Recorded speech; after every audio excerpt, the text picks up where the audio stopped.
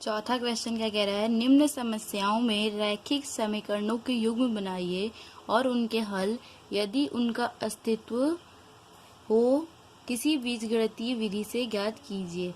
हमें क्वेश्चन दे रखे हैं, उनके रैखिक समीकरण बनाने हैं और बीजगणितीय विधि से हल ज्ञात करना है। सबसे पहला क्वेश्चन क्या कह रहा है, एक छात्रावास के मासिक व्यय का एक भाग नियत है तथा शेष पर निर्भर करता है कि छात्र ने कितने दिन भोजन किया। जब एक विद्यार्थी ए को जो 20 दिन भोजन करता है, रुपए 1000 छात्रावास के व्यय के लिए अदा करने पड़ते हैं, जबकि एक विद्यार्थी बी को 26 दिन भोजन करता है, छात्रावास के व्यय के लिए रुपए 1180 अदा करने पड़ते हैं। नियत व्यय और प्रतिदिन के भोजन का मूल्य ज्ञात कीजिए। तुम कैसे सॉल्व करेंगे, माना छात्रावास में नियत व्यय कितना है, x रुपए तथा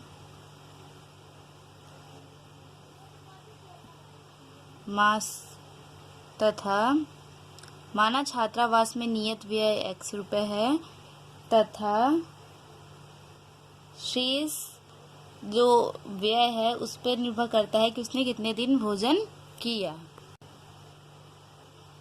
तथा प्रतिदिन का व्यय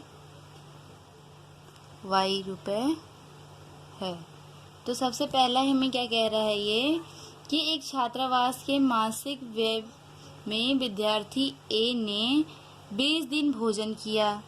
20 दिन भोजन किया तो उसमें नियत व्यय जो है वो तो ऐड होगा ही होगा, बाकी उसने 20 दिन भोजन किया।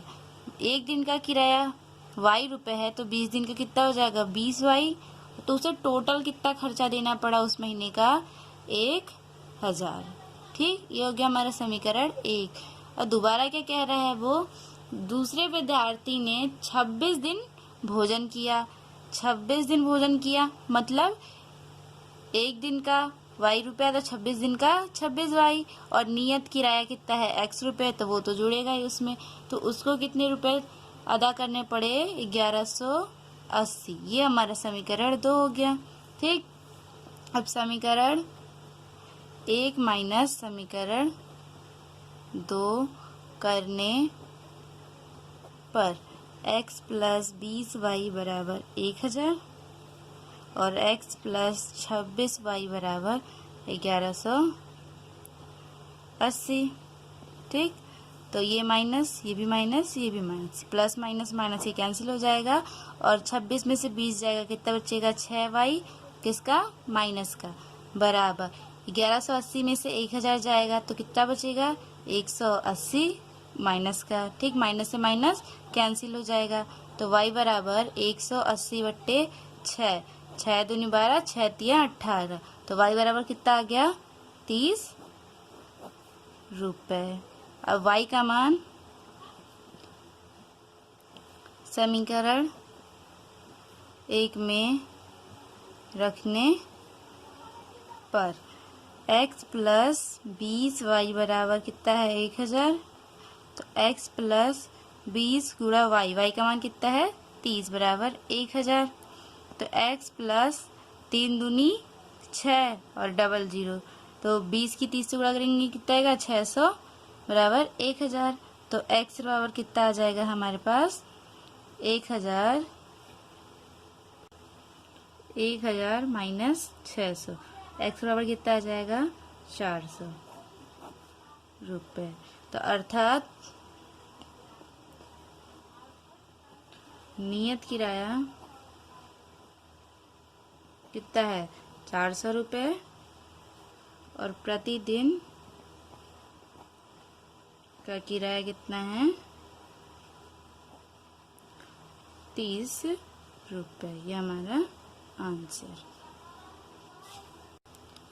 अब चौथे में सेकंड क्या कह रहा है, एक भिन्न 1/3 हो जाती है जब उसके अंश से 1 घटाया जाता है, और वह 1/4 हो जाती है जब हर में 8 जोड़ दिया जाता है। वह भिन्न ज्ञात कीजिए। माना भिन्न का अंश कितना है x एवं हर कितना है y। ठीक, तो भिन्न क्या होगी x/y। किंतु प्रश्नानुसार लेने पर सबसे पहले वो क्या कह रहा है, जब उसके अंश से 1 घटा दिया जाता है। भिन्न क्या है x/y के रूप में, अंश में से 1 घटा देंगे तो x-1/y, तो 1/3 हो जाती है भिन्न। ठीक, तो इसे को सॉल्व कर सकते हैं हम क्रॉस मल्टीप्लिकेशन करके। तो 3 की यहाँ पे गुणा हो जाएगी, 3x-1 बराबर 1 इंटू वाई, तो ये y 3x-3, तो 3x, ये y इस तरफ आके माइनस का हो जाएगा, ये 3 उस तरफ जाके प्लस का 3 हो जाएगा। ये समीकरण 1। पुनः क्या कह रहा है वो, जब हर में 8 जोड़ दिया जाता है तो वह 1/4 हो जाती है। अंश बट्टे हर, और हर में क्या कर रहे हैं 8 जोड़ दे रहे हैं, तो क्या हो जा रहा है 1/4।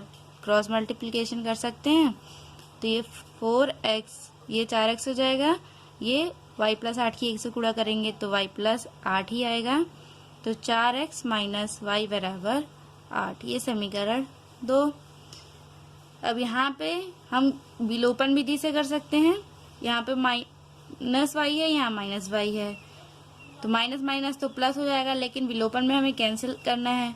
तो अगर समीकरण 2 में से समीकरण 1 को घटाएंगे तो ये वाला प्लस का हो जाएगा और कैंसिल हो जाएगा, तो समीकरण 2 माइनस समीकरण 1, तो 4x - y बराबर 8 और 3x - y बराबर 3। और क्या करना है, हमें घटाना है, तो ये प्लस का है तो ये माइनस का हो जाएगा, ये माइनस है तो ये प्लस हो जाएगा, ये प्लस है तो ये माइनस हो जाएगा, तो ये प्लस माइनस माइनस, तो ये कैंसिल हो जाएगा। 4 में से 3 जाएगा, कितना बचेगा 1x बराबर 8 में से 3 जाएगा 5, x बराबर कितना आ गया 5। अब x का मान हम समीकरण 1 में रख सकते हैं। समीकरण 1 क्या है, 3x - y बराबर 3, और x बराबर कितना आया है 5, माइनस y बराबर 3, 5 3 15, माइनस y बराबर 3, ये 3 इस तरफ आएगा, 15 माइनस का 3 हो जाएगा, ये y इस तरफ जाएगा, प्लस का y हो जाएगा, y बराबर कितना आ जाएगा, 15 में से 3 जाएगा तो कितना बचेगा 12। ये हमारा, अतः भिन्न क्या होगी, x/y के रूप में थी, और x का मान कितना आया 5 और y का मान कितना आया 12, तो ये हमारा आंसर हो जाएगा। अब थर्ड क्वेश्चन क्या कह रहा है, यश ने एक टेस्ट में 40 अंक अर्जित किए। जब उसे प्रत्येक सही उत्तर पर 3 अंक मिले तथा अशुद्ध उत्तर पर 1 अंक की कटौती की गई, यदि उसे सही उत्तर पर 4 अंक मिलते तथा अशुद्ध उत्तर पर 2 अंक कटते तो यश 50 अंक अर्जित करता। टेस्ट में कितने प्रश्न थे? हमें प्रश्नों की संख्या बतानी है। चौथे का तीसरा हमें क्या कह रहा है, मान लीजिए सबसे पहले, माना यश ने टेस्ट में सही उत्तर किए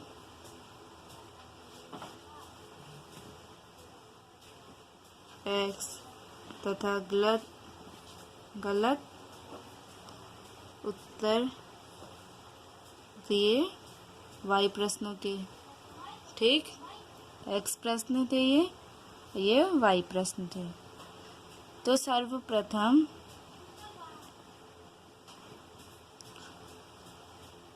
प्रश्नानुसार लेने पर। क्या कह रहा है? यश ने टेस्ट में 40 अंक अर्जित किए जब उसे प्रत्येक सही उत्तर पर 3 अंक मिले तथा अशुद्ध उत्तर पर 1 अंक की कटौती हुई। 3 प्रश्न उसने सही करे तो कितना हो जाएगा 3x, और 1 उसने गलत उत्तर दिया तो -y बराबर, तो कितने अंक मिल रहे हैं उसे 40। ये हो गया समीकरण 1।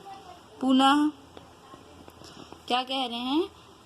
यदि उसे सही उत्तर पर 4 अंक मिलते, उसने सही उत्तर कितने किए 4, तो कितना जाएगा 4x, तथा अशुद्ध उत्तर पर 2 अंक कटते हैं, अशुद्ध उत्तर मतलब 2y बराबर 50 अंक अर्जित किए। ये समीकरण 2। तो समीकरण 2 माइनस समीकरण 1 करने पर हमें क्या मिलेगा? 4x माइनस 2y बराबर 50 और 3x माइनस y बराबर 40। अब इसे घटाएंगे तो ये माइनस हो जाएगा, ये प्लस ये माइनस, प्लस माइनस माइनस, ये 2y में से 1y जाएगा, कितना बचेगा माइनस का y। 50 में से 40 जाएगा, कितना बचेगा 10, और 4x में से 3x जाएगा, कितना बचेगा 1x। तो x बराबर कितना आ जाएगा? ये y उस तरफ जाएगा तो प्लस का हो जाएगा +10। ठीक, इसे समीकरण 3 मान लीजिए। अब समीकरण 3 का मान हम समीकरण 1 में रख सकते हैं। समीकरण 3 का मान समीकरण 1 में रखने पर x का मान कितना आया है हमारे पास y + 10 माइनस y बराबर 40। तो ये 3y, 10 × 30 माइनस y बराबर 40। 3y में से 1y जाएगा, कितना बचेगा 2y बराबर 40। 30 उस तरफ जाएगा तो ये माइनस का 30 हो जाएगा, ये 10, 2y, तो y बराबर कितना आ जाएगा 10/2, 2 पंजे 10, तो y बराबर कितना आ जाएगा 5। और y का मान समीकरण 3 में रखने पर समीकरण 3 क्या है? x बराबर y + 10, x बराबर y बराबर कितना आया 5 + 10, तो x बराबर कितना आ गया 15। ठीक, अर्थात सही उत्तर की संख्या बराबर 15, गलत उत्तर की संख्या बराबर 5। ठीक हो गया। सही उत्तर क्या थे x, तो ये 15, गलत उत्तर क्या थे y, तो ये हो गया 5। यहाँ पे लिख भी सकते हैं, यहाँ पे y लिख लीजिए, यहाँ पे x लिख लीजिए। ठीक, तो अर्थात कुल प्रश्नों की संख्या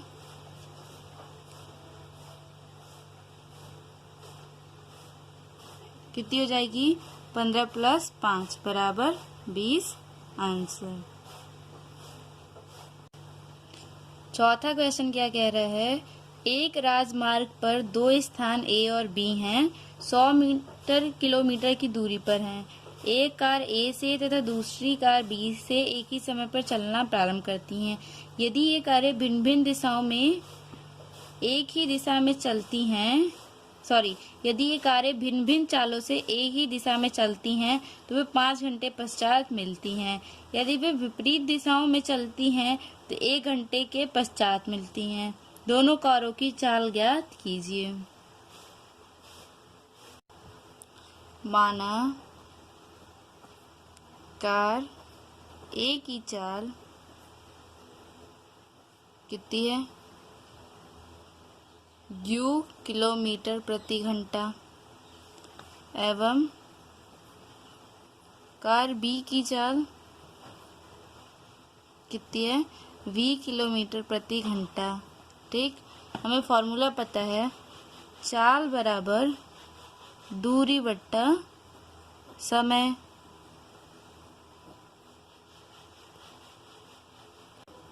सर्वप्रथम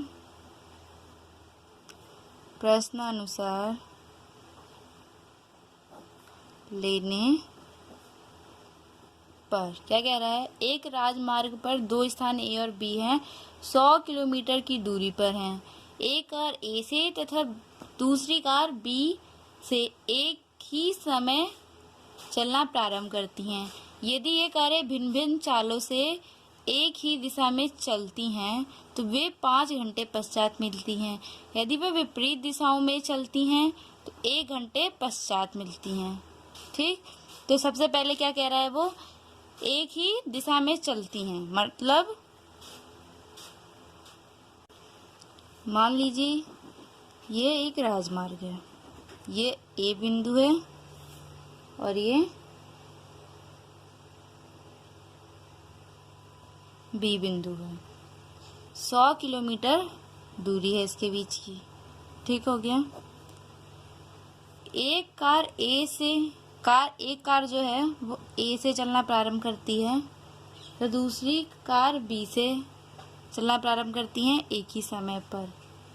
यदि वे कारें भिन्न भिन्न चालों से एक ही दिशा में चलती हैं, एक ही दिशा में चलती हैं मतलब ये भी इस तरफ चलेगी और ये भी इस तरफ चलेगी। ठीक, तो वे 5 घंटे पश्चात मिलती हैं। ये यहाँ पे चली, ये यहाँ पे चली, तो ये जब यहाँ पे मिल रही हैं तो ये कितने 5 घंटे बाद मिल रही हैं। ठीक, लेकिन जब वो ए बिंदु पे है और ये बी बिंदु पे है, भिन्न भिन्न दिशाओं में चल रही हैं। सबसे पहले हम पहली कंडीशन लेके चलते हैं। बिंदु ए तथा बी से दोनों कारें चल रही हैं, एक ही दिशाओं में चल रही हैं। ठीक, तो हमारे पास कंडीशन क्या आएगी, चाल बराबर दूरी बट्टा समय। चाल क्या है, कार ए की चाल है u और कार बी की चाल क्या है v। एक ही दिशा में चल रही हैं मतलब दूरी घट रही है, दूरी घट रही है मतलब माइनस बराबर दूरी कितनी है 100 किलोमीटर। ठीक, और समय कितना है हमारे पास 5 घंटा। तो u माइनस v बराबर ये 5 दूनी 10, ये 0, ये 20, समीकरण 1 हो जाएगा। पुनः क्या कह रहा है, जब वे भिन्न भिन्न दिशाओं में चलती हैं मतलब विपरीत दिशाओं में, ये कार इस तरफ जा रही है, ये कार इस तरफ जा रही है। दूरी तो यहाँ पे 100 किलोमीटर ही रही, लेकिन ये कार इस तरफ जा रही है, ये कार भी दूसरी तरफ जा रही है। तो हमारे पास क्या होगा, चाल u और v, दूरी तो हमारे पास 100 ही रहेगी। समय कितना लग रहा है इसमें, 1 घंटे पश्चात मिलती हैं। तो भिन्न भिन्न दिशाओं में जा रही हैं तो दूरी बढ़ जाएगी। ये यहाँ तक 100 था, ये भी इस तरफ जा रहा है तो ये कुछ दूरी तय कर लेगा। तो ये 100 किलोमीटर और ये कुछ दूरी, तो ये दोनों की दूरी प्लस हो जाएगी मतलब चाल बढ़ जाएगी। तो u प्लस v बराबर 100, ये समीकरण 2 हो जाएगा। अब समीकरण 1 प्लस समीकरण 2, तो u माइनस v बराबर 20 और u प्लस v बराबर 100। ठीक, तो ये कैंसिल हो जाएगा, ये 2u बराबर 120 हो जाएगा। तो u बराबर 120/2, तो ये 60, तो u बराबर कितना आ जाएगा 60। ठीक, कार एक की चाल कितनी हो गई 60 किलोमीटर प्रति घंटा। अब u का मान हम समीकरण 1 में रख देंगे। u का मान कितना आया 60 माइनस v बराबर 20, तो 60 ऐसे ही रहेगा, 20 इस तरफ आएगा, ये माइनस का हो जाएगा, v दूसरी तरफ जाएगा, ये प्लस का हो जाएगा। तो v बराबर कितना आ जाएगा 40 किलोमीटर प्रति घंटा। अर्थात कार ए की चाल कितनी थी 60 किलोमीटर और कार बी की चाल कितनी थी 40 किलोमीटर प्रति घंटा। अब हमें 5वां क्वेश्चन क्या कह रहा है, एक आयत का क्षेत्रफल 9 वर्ग इकाई कम हो जाता है यदि उसकी लंबाई 5 इकाई कम कर दी जाए और चौड़ाई 3 इकाई बढ़ा दी जाए। यदि हम लंबाई को 3 इकाई और चौड़ाई को 2 इकाई बढ़ा दें तो क्षेत्रफल 67 वर्ग इकाई बढ़ जाता है। आयत की विमाएं ज्ञात कीजिए। तो सबसे पहले माना आयत की लंबाई बराबर x और चौड़ाई एवं आयत की चौड़ाई बराबर y, और इसने मात्रा क्या दे रखा है इकाई में, तो ये x इकाई, ये y इकाई।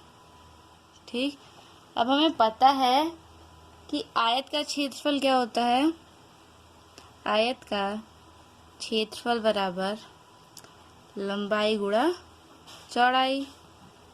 ठीक, अब कंडीशन क्या दे रहा है ये, एक आयत का क्षेत्रफल 9 वर्ग इकाई कम हो जाता है यदि उसकी लंबाई 5 इकाई कम कर दी जाए और चौड़ाई 3 इकाई बढ़ जाए। लंबाई 5 इकाई कम कर दी जाए, लंबाई क्या है x, और 5 इकाई कम कर दी मतलब x माइनस 5, और चौड़ाई 3 इकाई बढ़ा दी जाए, चौड़ाई क्या है y, और 3 इकाई बढ़ा दी जाए, तो क्षेत्रफल क्या हो जाता है 9 इकाई कम हो जाता है। तो लंबाई क्या थी x, चौड़ाई थी y, तो 9 इकाई कम हो जा रही है। ठीक, अब इस समीकरण को हम सॉल्व कर लेंगे। इस x की इस पूरे टर्म के साथ करेंगे तो क्या आ जाएगा xy प्लस 3x, इस -5 की इस करेंगे तो -5y प्लस माइनस माइनस 5 3 15 बराबर xy माइनस 9। ये प्लस का xy, ये प्लस का xy इस तरफ आएगा तो ये माइनस का xy हो जाएगा। ये 3x माइनस 5y माइनस 15, ये माइनस का 9 इस तरफ आ गया, प्लस का 9 हो जाएगा 0, ये कैंसिल हो जाएगा। बचा क्या 3x माइनस 5y। अब 15 में से 9 जाएगा तो कितना बचेगा माइनस का 6 बराबर 0, ये समीकरण 1 हो जाएगा। अब दोबारा कंडीशन क्या है, यदि लंबाई को 3 इकाई और चौड़ाई को 2 इकाई बढ़ा दें। लंबाई क्या थी x, 3 इकाई बढ़ा दें, और चौड़ाई क्या थी y, उसको 2 इकाई बढ़ा दें, तो हमें क्या मिल रहा है क्षेत्रफल 67 वर्ग इकाई बढ़ जाता है। क्षेत्रफल क्या था xy, 67 वर्ग इकाई बढ़ जाता है। तो इस कंडीशन को सॉल्व कर लेंगे। x की करेंगे तो क्या आ जाएगा xy प्लस 2x, 3 की करेंगे तो क्या आ जाएगा 3y प्लस 3 दूनी 6 बराबर xy प्लस 67।